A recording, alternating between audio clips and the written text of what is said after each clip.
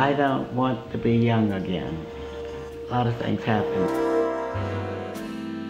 I lived in Ponchatoula, 50 miles outside of the whole center of New Orleans.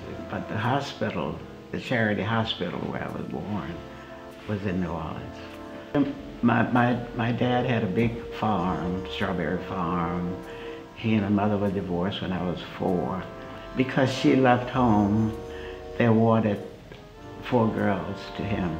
She was gonna come back and get us, but the fact that she left the house, the law gave us to him. He didn't know what to do with me in particular, because I was always crying for my mom.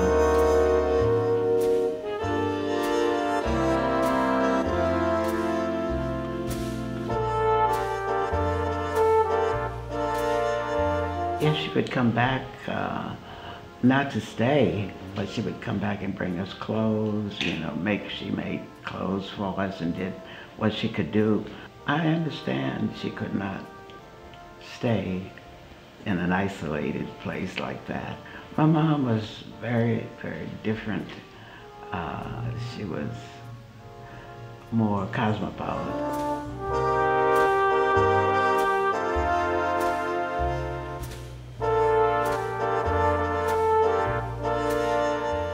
I spent a lot of time in the French Quarters looking at the art that people were doing.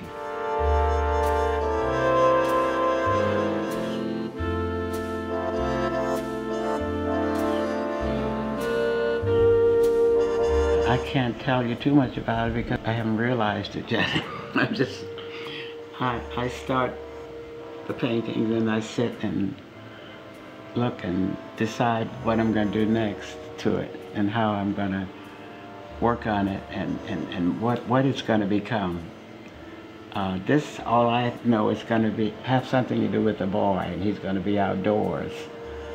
But I don't know, I have not realized who he is or who he was or whatever. I'm just sort of working in patches on it, you know. I had my doctorate when I was very young. I got 2 doctorates from Ohio State at the same time, one in visual arts and one in art history. It's sort of an evolution of forms. And it's like maybe outdoors, you know, you get those whirlpools, those things that move. It's really part of a landscape. When I say part of a landscape, it's my imagination of what a landscape, what would be out there moving around and up in the air.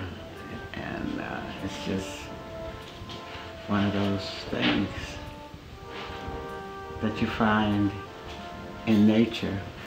I don't sketch and paint I go directly to the canvas and make one image, one stroke on the canvas, and then move from that, develop it from that one stroke.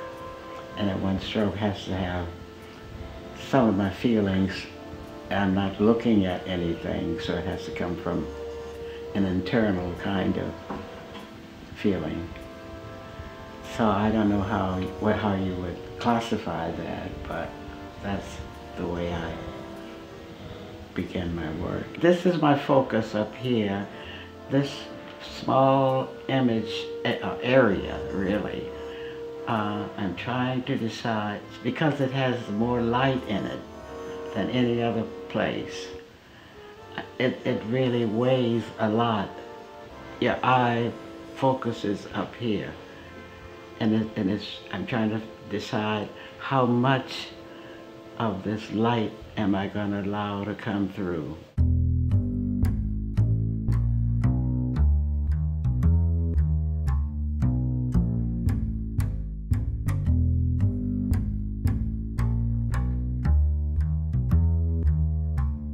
Elizabeth Catlett. No, she was my professor, you know. Yeah, Elizabeth taught me when I was an undergraduate. And she used to take me outside. I was at Dillard University in New Orleans, and she would take me outside and we look at the clouds in the sky, and she would tell me about what was up there, and more than I could see, and all kinds of things. And just my imagination just went wild when I was with Elizabeth, because she had such an imagination herself, And I was heavily involved, and I was chased out of a lot of places. So it wasn't fun. I was on a bus with Elizabeth Catlett, and we sat down, and then the bus driver put for colored persons only or something in front of us.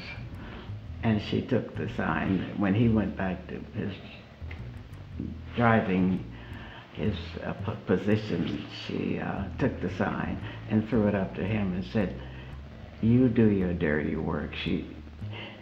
And then he didn't do anything, so she went and got it and threw it off the bus. Wow. Oh God, that was in the 60s. The 70s, I don't know, it was doing still Jim Crow, strongly Jim Crow. And we were in New Orleans. Oh, I was in a lot of those situations. The governor was after me in the state of Florida because I was preaching anti-segregation and so forth. I was a troublemaker, they said. I did create some art about it, but my art was more an expression of my inner feelings and how I felt about life in general and people and things that I experienced. Oh, that's your son, Claude. Yeah, your caretaker. He's a good son. He takes care of you. So this is Claude. Can I hold it up? Yeah. And what did you make this in? When did I make it? Made it? I don't know. What is that pastel or? Oh. That's pastel. Pastel. Well, it's probably pretty recent because he pretty much looks like that now. Mm-hmm. Right, so pretty recent. And who's this? Nobody. Nobody. Oops, sorry, Doctor. Just an image. An image. So sometimes you just paint nobodies. Another image. That's my feelings, Yeah. This expression, different expression. And she's very strong, and she's sort of weak, Demure, mild. Mild. Can you tell us about this work? A serigraph. A serigraph. Mm-hmm. And was this from your imagination? Mm-hmm. Oh, it's from, I lived in the Bayou region in southwest Louisiana for a year, and where I had one of these lamps. Oh, you did? Was it an oil lamp? Yeah, and it was like, I lived with my Aunt Laura. I'll show you my Aunt Laura, and when we get to the hallway. Okay. And I made this during that time. Yeah, this is Boy on the Bench, and it's a serigraph. Mm-hmm. His name is not Bag Boy, right? Because it's like somebody said, "Hey, boy," and he's looking back. What you said? What did I call it? What you call me? Bag Man. Bag Man. Yeah, Bag Man. Yeah, look at the eyes. Tell us about Bag Man. And if you stand over here, he's looking at you. Oh. Any place you are. He's looking at you. He's watching you. He's watching. He's watching. And what's he saying? I see you. He said, "You better not call me boy." I see you. I see you. I see you. I see you. I'm watching you. And that's his goal on his back. That's everything he owns. Wow. All his possessions. Yeah. That's his possessions. Mm-hmm. And that's, to him, it's like gold, because that's all he has. Mm-hmm.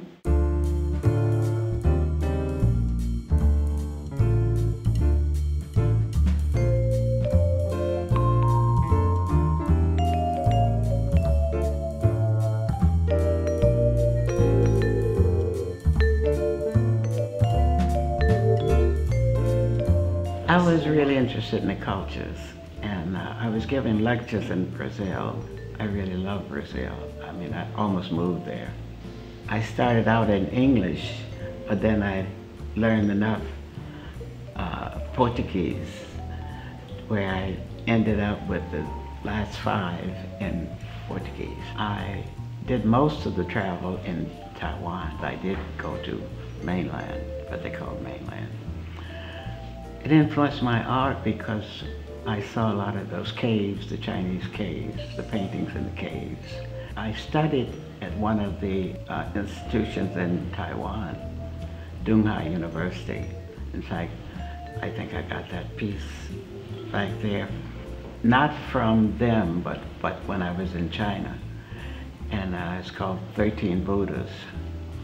And it was interesting because if you notice, on that piece, the black Buddha is the only one who doesn't have a halo. So he doesn't have a halo. So I took my racism thing to the Chinese. And this goes, it's 8th century. It goes back, and 13 Buddhas, and he's the only one without a halo. They didn't even notice that. But I saw the black man, and I saw he had no halo down there. See? Yes, he's down here, and you see he has no halo. And it's called the 13 Buddhas. The rest of them are surrounded with gold and beautiful halos, and he has none. And he is definitely black. He's like blue-black, literally. And look at his face. Yeah. He doesn't look too friendly. Yeah. And he's kind of eyeing these people. Yeah. So when you told the Chinese, what's up with that no halo, what'd they say? They were shocked. They were really shocked. They hadn't noticed. They didn't even notice that he was the black person in here. He was invisible to them, right? Yeah. They were not sensitive to his presence. No. And it was when Chiang Kai-shek was in power that I was there, you know. And I was using his office and his books. But you met him? Yeah. You met Chiang His Kai-shek? wife, of course, and his wife. Of course? What do you mean, of course? Have parties. Tell me about this. Used to have parties. You used to party with Chiang Kai-shek? Yeah. What was that like? You radical? Yeah. Well, you know, we did have some conversations, and you know, because he was very right wing, you know. Yeah. And that's why they put him out of China. He had 4 boatloads of art, though, and I helped to unpack those. Wow. Yeah. What kind of art? Chinese art. Amazing. This one back there. Mm-hmm. These are beautiful. And these are all your works, and some of these look like prints. My Aunt Laura. Aunt Laura. Is that water? Gouache? What is that? Yeah, watercolor. Watercolor? Mm-hmm. Your Aunt Laura? Mm-hmm. It's beautiful. And Bayou Teche region. It was the grand dam of the bayou. Mm-hmm. Biggest bayou in the whole state of Louisiana. She was the grand dam. No, the bayou. Oh, the bayou. Sorry. I do not know Louisiana culture. It's such a Caribbean girl here. Beautiful work, though. And how about this one here? That's Pajo. Oh, that's William Pajo, Bill Pajo, our dear departed friend. Yeah. Bill Pajo, great painter. Yeah. I don't know what to say about it, except she's a very strong woman, and she's meditating. Mm-hmm. And it's one that I like because I look at it when I'm just in my bedroom, you know. Mm-hmm. And it's one of my favorites. For some reason, I don't know, maybe it's me. So she might be you. Yeah. So did you draw her from your imagination? Oh, everything is from my imagination. No photographs? No, I don't ever use sketches even. I don't sketch anything. I usually put something on the canvas and I move from that. Wow. I don't prejudge or pre-do anything. I really like the asymmetry in her eyes, and it reminds me of Zora Neale Hurston's famous essay where she writes about the so-called black aesthetic. Yeah. She says that the Negro art tends to decorate the decoration. Mm-hmm. It tends to be asymmetric and angular. Mm-hmm. You know, I know that's up for argument, but it reminds me of that essay. Yeah. And your portraits, their facial expressions are stark. Mm-hmm. Mm-hmm. Very meditative. And it's always as if they're looking at somebody, right? Mm-hmm. I studied with an Italian portrait painter for 2 years. And he had a black mistress, and they lived in the French Quarter. And one day I used to go to French Quarter and look in all the windows, you know, and see what was going on. And my professor, I was in high school, allowed me to go as long as I would take a fellow with me, because it, you know, it was still a district, what do you call those, you know, red light district. Yeah. Yeah. And so one time we were walking, and I looked in the window and I saw this black woman. And I said, wow, look, Warren, look at there's a black lady there. I think we should knock on the window and let her see us. And we did, and she invited us in, and it was an Italian portrait painter that she was living with. Wow. It was, yeah, and so she So that's how you met the Italian portrait painter, by his black lover, in the window. That's right. That's right. And so she said, do you paint? Do you draw? And we said, yes. She said, bring your work, and I'll have Mr. Galley look at it. And he looked at it and taught us for 2 years free of charge because of her. And because he loved him some black women. That's right. Absolutely. Rosa, her name was Rosa. And the thing about it, time passed, and I was at Hampton and so forth, and who do I run into? Rosa had moved to Virginia. Oh, how bizarre. That's bizarre. But she didn't bring her Italian painter lover with her? No, he had died. Oh, okay. She said, I asked her about it. Oh, that's a funny story. And but he left her well off. With the collection? Yes. Wow, awesome. Yes, and she was doing fine. Wonderful. Rosa was doing well. Good.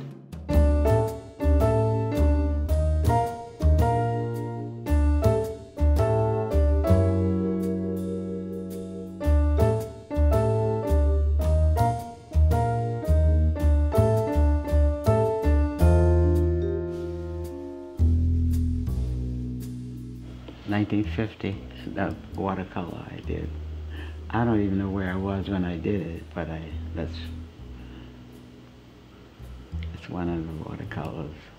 This was done in Iberia, Louisiana, and I went to this place where they were dancing, and I think I was dancing too. There were bean pickers there in the back of a bus. I really saw these people and went home and did them, you know. And this woman was so majestic. She was ruling the whole thing. And these are different personalities that I saw in the back of this bus. And it's in Tallahassee, Florida.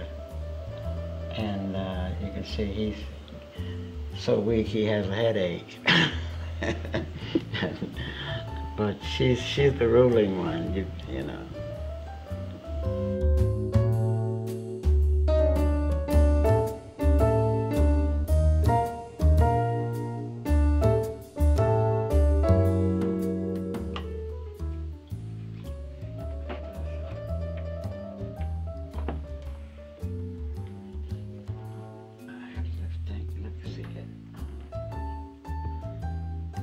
Maasai, head of a Maasai. They're the warriors, some warriors in Africa. Very tall people who carry spears with them. She's being barred.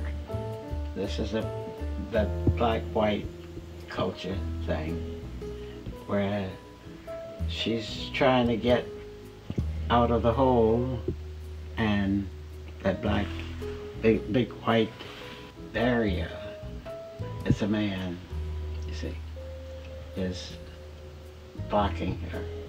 It has to do with segregation. Grew up in Louisiana where there are a lot of swamps, and this is probably the one when I was, my Aunt Laura and I lived with her where there was the biggest swamp in the whole state of Louisiana. And bayou, biggest bayou. I guess you can see the sort of a depression, the feeling I had.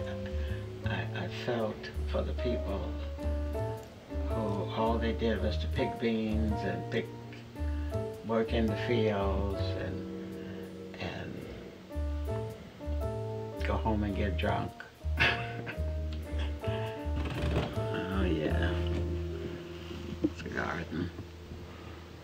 I told my son when I pass away, he's gonna have a lot to sell. I've broken through some of their barriers. I've been in the museum on and off for years. I was in the Metropolitan for 13 pieces. I have been a full-time professor at Morgan State University, Florida A&M University, the State University of New York at Plattsburgh, Cal State Dominguez Hills, and Cal State Long Beach, and Scripps College, where I retired, and I'm Professor Emerita at Scripps. We had 3 different galleries, and next door to that gallery, we also had a bookstore where we sold African American art books. African American art, but to buy books to read. I founded the Museum of African American Art in Los Angeles. I guess it was in the 1960s. No, 70s. 70s. Yeah. Because we were not included in the county museum here, or most places. We just didn't have works in the museums. And I thought it was necessary to at least start something so that people would have a place to exhibit their works and to house their works. It's in Macy's at the Baldwin Hill Plaza in Baldwin Hills. Still going. And there was no Afro-Am at the time, right? No. Yeah. No. I felt that something had to be done to document what African American artists were doing, not just for the artists, but for the population, the people in general. And I felt that for the first 2 years, I supported it and paid for it myself because I thought it had to be done. Now, prior to that, you had done books. I'd done so books. You felt you needed to put out something that came out on a regular basis. Yes, I wrote books, but I felt that people could afford to buy this, where they couldn't, some of them couldn't afford to buy the books. Harcourt Brace Jovanovich published the books. Well, they published one of the books. The first one. Yeah, because you guys did Black Artists on Art by yourself. Oh, yes. Books. I wrote 2 books, Black Artists on Art, volumes 1 and 2, on African American artists, so I could document what was happening in the early 60s.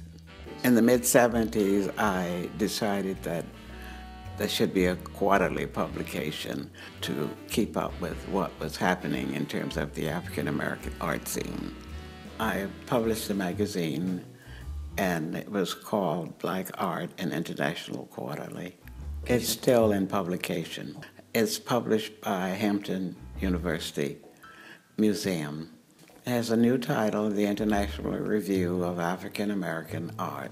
My 2 sons and my husband would take the mailings to the post office.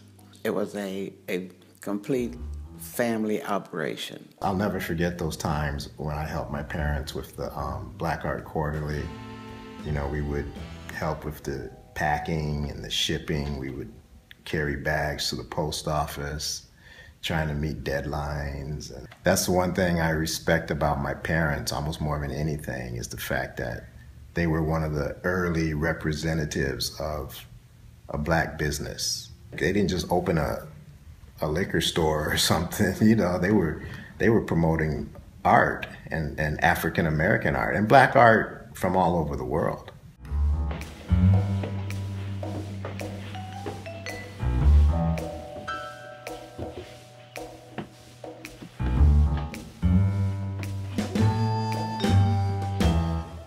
It's my boyfriend in New Orleans. In New Orleans? My mom wanted me to marry him. Uh-oh. I said, you marry him if you want to. I don't want. You made the right choice. Mm-hmm. Yes, you did. Oh, that's one of your works, huh? Yeah. And what's that in? Crayon. Crayon. Mm-hmm. Who is that? Afro. Yeah, that's Kofi Bailey. You remember Kofi? No, I don't know Kofi Bailey. Can you pull it out a little bit? Kofi Bailey. Oh, he's deceased now. Yeah, I just wanted to. What's So, up? was this guy your boyfriend too, Dr. Lewis? Kofi? No, no, He was an artist. He's deceased. no, not Kofi. He was a friend of mine. A friend. You made this in '71.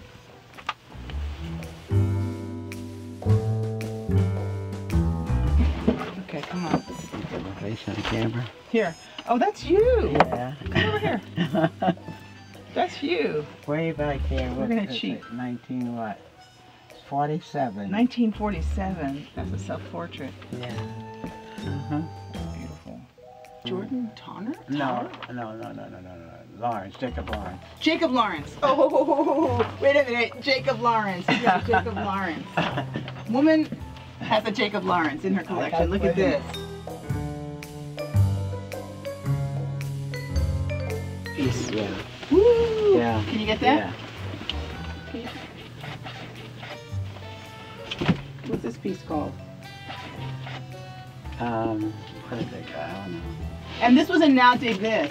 Mm-hmm. At the back here says this was this is the one that went up in Now Dig This. It says Hammer Museum, Now Dig This, Art and Black Los Angeles, 1960 to 1980. So this was the one that was in the exhibit. Mm-hmm. Maya Angelou, the two of us were collaborating on this particular print, and she did the poetry and I did the artwork, and we were good friends. This is the mother holding her son, and they're riding in the back of the bus. It's called Back of the Bus, and but it was to show, in spite of the fact that it's back of the bus, there's a lot of tenderness going on back there, and a lot of love.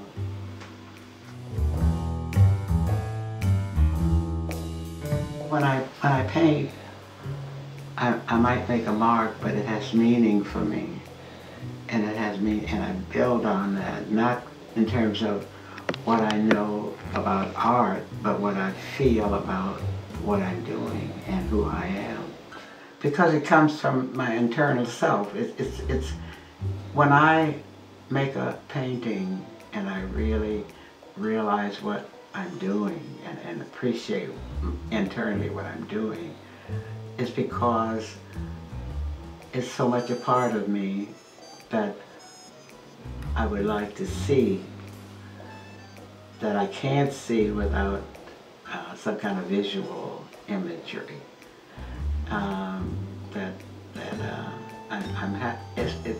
It's a surprise to me too.